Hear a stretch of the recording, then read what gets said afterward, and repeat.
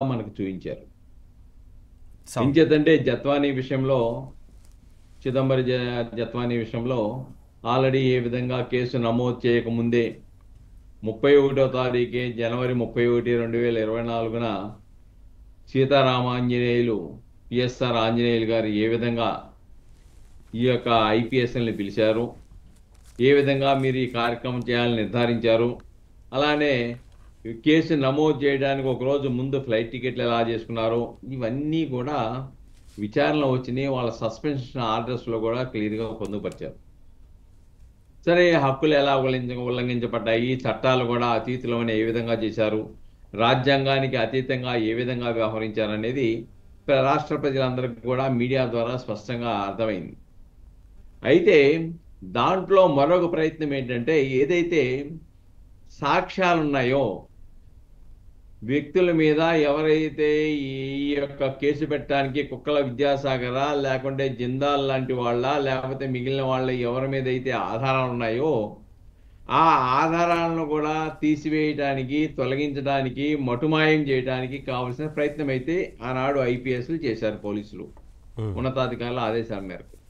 ఆ ప్రయత్నంలో జత్వానీ ఏం చేసింది, పాస్వర్డ్ కొన్నిటికి ఇవ్వాల, ఆ, వేధించారు, చిత్రహింసలు పెట్టారు, నానా విధాలుగా బాధించారు. అయినా కానీ మొండి పట్టుబట్టి ఆ పాస్వర్డ్లు ఇవ్వకపోవడంతో ఆ పాస్వర్డ్లు రాబట్టాలంటే ఏంటి మార్గం అని ఆలోచించారు. దానికి కుక్కల విద్యాసాగర్ సహకరించాడు. ఆయన పేరు మీద ఒక ఫిర్యాదు ఇచ్చేసి ఆ, ఈ స్పా సంబంధించిన స్పా కేంద్రంపై ఏదో అక్కడ ఏదో విటుడుగా ఎవరైతే ఈమెకి సన్నిహితుడిగా ఉన్నాడో అమిత్ సింగ్, ఆయన మరొక మణిపూర్కి సంబంధించిన యువతి, వీళ్ళిద్దరూ ఉన్నారని చెప్పేసి ఆ రోజు రైడ్ చేయటం, అదొక వింతగా సృష్టీకరించేసి దాన్ని కేసు నమోదు చేసి ముందుగానే ప్లాన్ ప్రకారం ఢిల్లీ వెళ్ళి ఆయన అరెస్ట్ చేసి తీసుకొచ్చేస్తే తర్వాత ఆయనైనా కానీ ఈ యొక్క పాస్వర్డ్ను రప్పించడానికి ప్రయత్నం చేస్తారు. మరింత సమాచారం అతని నుంచి వీళ్ళ దగ్గర నుంచి రాబట్టడానికి ఇది ఒక దోహదపడుతుందని చెప్పేసి మరొక తప్పుడు కేసు, మరొక ఫేక్ కేసు అతని మీద కూడా పెట్టారనేది ఇప్పుడు విచారణలో వెలుగు చూస్తా ఉంది. అంటే ఇక్కడ మనకి చాలా స్పష్టమండి, ఐపీఎస్లు తమ విధులు మరిచిపోయి ప్రభుత్వాలకి పాలేరులుగా క్రియాశీల కార్యకర్తలుగా పనిచేసి స్టేట్ స్పాన్సర్డ్ టెర్రరిజంలో భాగస్వాములైతే ప్రజల యొక్క హక్కులు ఏ విధంగా ఉల్లంఘించబడతాయో, ఏ విధంగా హక్కులు హరించబడతాయో, రాజ్యహింస ఎంత ప్రమాదకరంగా తయారవుతుందో ఈ రెండు కేసులు చాలా స్పష్టంగా తెలియపరుస్తున్నాయి. ఈ రోజున వాళ్ళ పరిస్థితి ఏమైపోయింది, ఆ రోజున వై నాట్ 175 అనే స్లోగన్కి బానిసలైపోయారు వీళ్ళు. ఉమ్. నిజమే, నెక్స్ట్ కూడా వై నాట్ 175 అంటున్నారు కాబట్టి 175కి 175 వస్తాయి కాబట్టి నెక్స్ట్ ప్రభుత్వం వీళ్లే కాబట్టి ఈ పాలకులకి పాలేరులుగా క్రియాశీల కార్యకర్తలుగా పనిచేస్తే మరొక 5 సంవత్సరాల పాటు మనకి డోకా లేదని చెప్పేసి భావించారు. పాపం వీళ్ళ యొక్క ఆశలు అడి ఆశలు అయిపోయినాయి. పాపం ఏం చేయాలో అర్థం కాలేదు. చివరికి పారిపోయే పరిస్థితి, చివరికి ముందస్తు బెయిల్ వేసుకొని బాబోయ్ మాకేం పాత్ర లేదు, పలానా వాళ్ళు చెప్తే ఇలా చేసామని చెప్పుకునే పరిస్థితి. ఈ రోజున రేపు విచారణ రాబోతా ఉంది. ఆ సిఐ కానీ, డిఎస్పి హనుమంతరావు కానీ, లేకపోతే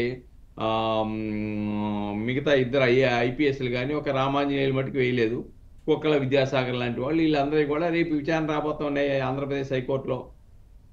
ఒకటి రెగ్యులర్ బెయిల్, మిగతా ఎంత అన్ని ఐపీఎస్ కాదు సార్, క్రిమినల్ బ్రెయిన్తోని పనిచేసినట్టు కనిపిస్తుంది. పోలీసులే ఇట్లా వ్యవహరిస్తే ఏమనుకోవాలి సార్? అసలు మీరు అన్నారు ఆ వైనాట్ 175 భ్రమలో నుంచి బయటికి రాకుండా వారు చెప్పిందే చేయాల్సి వచ్చిన సిచ్యువేషన్ క్రియేట్ చేశారేమో.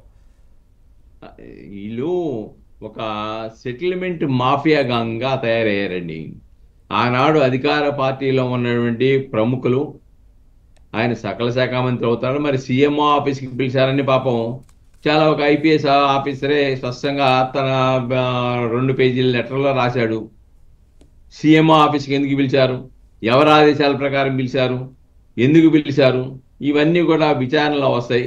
దీని వెనక ఉన్నటువంటి పెద్ద పెద్ద తిమింగలారు, ఎంత సెటిల్మెంట్ జరిగింది, ఎవరి పాత్ర ఎంత ఉంది, ఇవన్నీ కూడా ప్రభుత్వం యొక్క పాత్ర లేకుండా ఇంటెలిజెన్స్ డీజీ లాంటి వాళ్ళు జోక్యం చేసుకునే అవకాశాలు అసలు క్వశ్చనే లేదు.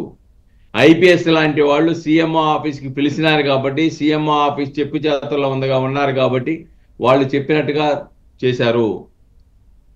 అదే ఒక ఐపీఎస్ ఆఫీసర్ ఆల్రెడీ విశాఖపట్నానికి బదిలీ అయినా కానీ పిలిచి నువ్వు ఈ బృహత్తర కార్యక్రమాన్ని పరిపూర్ణంగా చేసిన తర్వాత మాత్రమే రిలీవ్ అని చెప్పారని చెప్పేసి ఆయనే చెప్తా ఉన్నాడు. కాబట్టి ఇక్కడ చాలా స్పష్టమండి.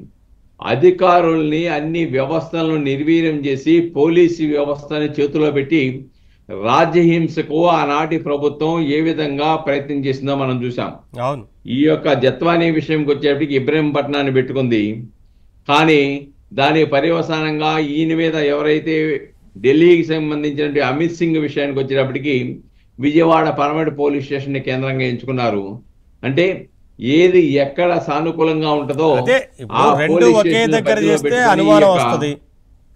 చట్ట వ్యతిరేక చర్యలు చేసి ఆ విధంగా ఈ కేసును మాయం చేయడానికి, లేదంటే వ్యాపారవేత్తలని రక్షించడానికి, లేదంటే దాంట్లో ఉన్నటువంటి సెటిల్మెంట్ సొమ్ము కోట్లాది రూపాయలు ఎంతైతే ఉందో దాన్ని పంచుకోవడానికి వీళ్ళందరూ భాగస్వాములు అయ్యారు.